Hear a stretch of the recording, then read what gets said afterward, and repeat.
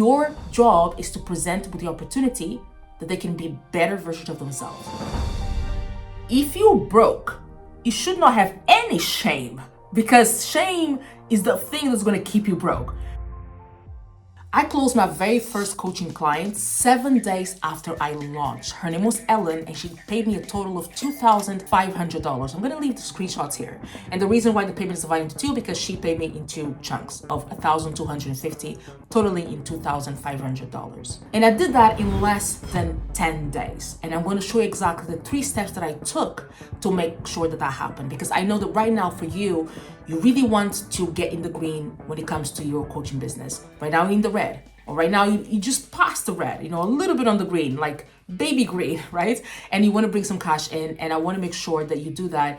And by watching this video, you'll see how to do it in a way that is more authentic, less salesy, not aggressive, but in a way that is very authentic as well, very easy, both for you and also the other person who's going to sign up. Okay, so step number 1, make the list. The first thing you want to do is a list of leads of people who are most likely to want your services. Now, you must be going, oh, but I don't have leads. I don't know anyone that knows my services or anyone that wants to buy this. Lies. I know that you do. Your leads can be past clients, current clients, people that jumped on a call with you for whatever reason but said no. Your friends and family that you helped in the past, because I know you've done pro bono a lot of times. So reach out to those people. What I actually did, I went source by source. I went platform by platform. I went through my Facebook first. I looked at all of my friends, the ones that has ever asked me for any advice relating to marketing or social media marketing, anything like that, and I put them on the list. I did the same thing on Instagram. I went to all my DMs, I went to all my comments, I went to people that follow me. That's my list, right? TikTok, do the same thing on email, do the same thing on the contacts that you have on your phone. Do the list, and you cannot come back saying it's impossible to you to find not even one person. Because I know that at the very least, you've helped someone in the past before and they paid you 0. And right now, I don't want you to think about, oh, but that person doesn't have enough money. It's not for you to decide if they have enough money or not. That's not your decision. Your job is to present with the opportunity that they can be better versions of themselves. They now have to make that decision if they want to do it or not, right? Right now, we're not worried about that. We're worried about making that list. Okay, so the first step, make sure that you make that list. Go source by source. Start with your Facebook if you have one. Go then to your LinkedIn, go to your email, go to your Instagram, and make a list of all of the people that fit into the description of the people that you want to help. And if you feel a little icky or a little shameful of doing this, I'm going to tell you something that one of my mentors once told me. He said, if you're broke, you should not have any shame, because shame is the thing that's going to keep you broke. Because if you take shame out of it, that's when you're going to start be able to ask people for something in a way that's not going to be cringe, that's not going to be salesy, but just ask. Right now, we're just making the list. Don't worry. Okay, so step 2. There's 2 parts to step 2.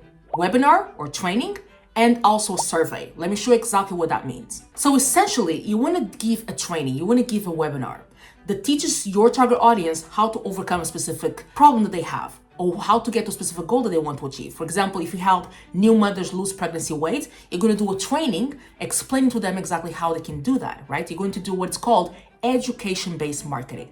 That's the ultimate goal on step number 2. But before you get to there, you need to understand what you need to put on that training, because you don't know what your target audience doesn't know, right? You don't know exactly what the obstacles and the things that they want to learn about. So that's where the survey comes in. So now you're going to create a very simple survey. Google Forms is perfect for this. It's free. It already exists. You don't need to sign up to SurveyMonkey and Typeform and pay for all the service. You don't need that. Google Forms is simple. We're only going to ask them 3 questions, and that's it. Let me show you exactly the questions we're going to ask. So first, the context around the survey is, hey, Sarah, I'm putting together a training to help X to achieve Y. And I want to make sure that I don't leave anything out. Would you be so kind to spend 30 seconds of your time to answer these 3 questions? That's it. That's the premise and the context of the survey. What we're doing here is that you're reaching out to people on that list to help you help them. That's basically what it is. You go, hey, list. Hey, Sarah. Hey, Vanessa. Hey, people on this list. I know they want to achieve X. I know they want to lose weight. I know they want work-life balance. I know they want to be a better version of yourself. I know they want, whatever is the goal that you help the people achieve, or the thing that you help them overcome, then that's the thing. I know they want that. I know how to do it. But I want to make sure that I create a training that really gets down to the things that you really want to understand and really challenging for you. So answer me these questions, because if you do that, I'll give you access to the training for free. So here, there's an exchange. It's like a tick for that. It's like, okay, you help me, help you, and then it's for you for free, right? What we're doing here is education-based marketing. We're highlighting the gap between where they are, where they want to go, what's keeping them stuck. Because the idea is that when you teach them exactly what's the pain points, when you teach them exactly what's the holdup, and you tell them, okay, that's exactly what I do in my business, there's a high likelihood of them understanding exactly how you can help them and signing up with your services. I'm getting ahead of myself, but that's just step 2A. So here's question number 1. What's your number 1 challenge when it comes to goal? Whatever's the goal that you help them achieve, or the pain point that you help them overcome, you ask them. That's the very first question, because the first question will dictate the other 2 questions. What's the number 1 challenge when it comes to losing pregnancy weight? What's the number 1 challenge when it comes to achieving work-life balance, right? So you ask that question. Very, very important.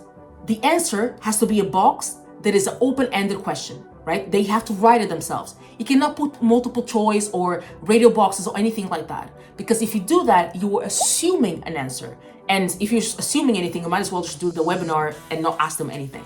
We want to make sure that we hear from how do they phrase it? What words do they use to explain the problem, right? We want to make sure that we use their terminologies, not yours, right? So that's question number 1. Question number 2, what have you done in the past to fix this? This question here is so important from a marketing standpoint and also from a sales standpoint, because you want to know, what has your target audience done to try to fix the problem? Because if they're still having the problem, that thing that they tried didn't work. So you want to make sure that you kind of tell them why it doesn't work and why maybe your solution is way better and more long-term, right? So for example, if the mother says, oh, I tried to do P90X, or I tried keto, or I tried intermittent fasting, right? Then you can come in and say, okay, those things are valid, but they didn't work because X, Y, Z, and because you need ABC, and that's exactly what I do, right? And you want to know what the majority of the people that struggle with the problem have done in the past. I can tell you, you might go into this thinking, oh, I already know these things, but you'll be so surprised of the nuances that come from people answering with their own words. Okay, so that's question number 2. Okay, so question number 3 that we're gonna ask is, if you had a magic wand, what would the perfect solution look like? Now, as a strategist, as a marketeer, I love this question, because essentially what we're asking them is, what would you buy, right? So what would the magic wand be? Tell me what's the problem or the product actually that will help you feel really good about this, right? And here again, of course, you're gonna have outliers. You're gonna have people that will say things like, oh, if I wake up a millionaire, or if I wake up, without this headache, those are things you cannot do. But ever so often, you're gonna have someone that's gonna give you a little bit of something, a glare of something. So you would buy something like this? That would take me like an afternoon to put together. And that can be the one thing they can add to your services that will revolutionize the way that people buy, because now they have that thing inside. So for example, I had a client that she does help people lose weight, right? Women with PCOS. And one of the things that people had in that question, they were like, oh, it would be really helpful to know what foods to avoid when I go grocery shopping. Because it's really overwhelming when I go grocery shopping and I don't know what I should be avoiding, what ingredients and things like that because of my condition. And that was the thing. It took her like a day to put that list together. And that is the list that now gets people over the edge to go, oh, but I want to have access to that list. And the thing is, that list is only available for people who are part of her coaching program. So you can see how this survey is like the most important thing, not only for you to create the training, but also to get more insight about your target audience. Now, here comes the kicker inside of the survey. The last part of the survey, you say, hey, I might want to jump on a call with a few people to get more insights. If you're okay with that, let me know by leaving your name, email, and phone number, and I'll get back to you. This here is going to be really, really important because, yes, we were going to answer the survey, but then you want to jump on a call with a few people to go dive a little bit deeper, to have more context, to have more information. And I'll tell you now in step 3 why that little thing about the call is the most important one when it comes to you getting a client. So step number 3, jump on the call. So now you have the data, you have people that answered the survey. Some said yes to the call, others said no, it's fine. The ones that said yes, you want to make sure that you get to them as soon as possible. You don't want to have a long time between when they answer the survey and when you jump on a call with them, because people forget things, right? You want to make sure that you jump on a call with them as soon as possible. And here's what you do.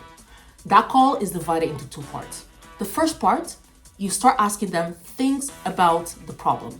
Again, kind of diving deeper into the questions that you asked in the survey. What is the problem? What things have you tried in the past? Why do you think that those things didn't work? What the perfect scenario would look like, and things like that. That's the first part. After that first part, if you deep down inside, if you feel, I can help this person, I know that my services can really help that person get to the goal that they just mentioned they want to achieve. If that is true, then you go to step number 2. If that is not true, you go, hey, okay, awesome. Thank you so much, Jennifer. This is going to be really helpful for my training. And as soon as I'm done with the training, I'm going to send it to you so you can have a look at it. And that's it. You end the call. But if you know they can help Jennifer, now you're going to step 2. And step 2 is saying, hey, Jennifer, based on what you told me so far, I really think it can be a really good fit for something that I have coming up, in the program that I have coming up. Would you like me to tell you more about that? That is a good segue. Again, you're asking permission. Here we call this permission to sell, right? Hey, I have a program, it's a paid program that's coming up, and based on what you told me so far, I think you're gonna be a really good fit. I'm still gonna send you the training, don't worry about that. But I really think you're gonna be a really good fit because I'm gonna really drill down into the things you just mentioned. But would you like me to tell you more about that? And that's how you segue into explaining what you do and how you do it, right? So that way, when you present it, now you have a 50-50% chance of someone saying, yes, let's do it. And that's exactly how I got my first client. Now that call is the fundamental thing. If you want me to do a video on exactly how to conduct that call, then let me know, because the call, you want to make sure that you know how to address objections, how to position your offer, how to present your offer, right? I can do a video on this. If this is something that interests you, then leave a comment below. I'll make sure that I'll do the video as soon as possible. Or if you want to have access to the script, then I'm going to leave a link also below that you can sign up to have access to the script, and I can just send it to you. I'm going to leave that in the description so you can sign up, and I'll send the script to you. But yes, that's exactly how you do it. After you have that one client, now it's time for you to start optimizing things like your LinkedIn, because I know that you're not using. And for you to know how to do that, I click here because I have a video on how I got my first 14,000 followers on LinkedIn. I show you exactly how to do it so you can start getting more clients on that platform. I'll see you there.